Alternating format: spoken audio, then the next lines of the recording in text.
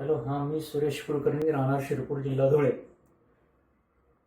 माझे सरासरी म्हणजे 5-6 महिन्यापूर्वी हाताचा प्रॉब्लेम निर्माण झाला होता. मी लोकल डॉक्टरांना दाखवलं. लोकल डॉक्टरांनी म्हणजे तात्पुरती इलाज म्हणून गोळ्या वगैरे, पेनकिलरच्या गोळ्या, त्याच्यानंतर आपलं क्रीम वगैरे दिले. त्याने तेवढं म्हणजे एवढं बरं वाटायचं.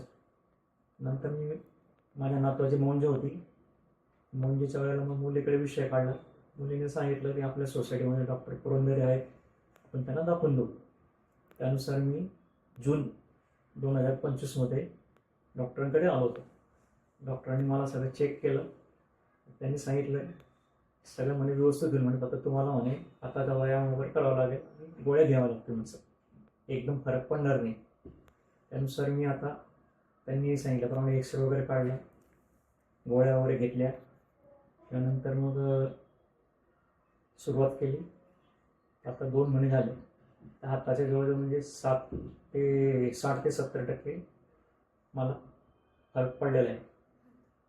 आणि आता हात जो पूर्वी वर जात नव्हता तो वरती होतोय. वेदना वगैरे पुष्कळ कमी झालेल्या आहेत.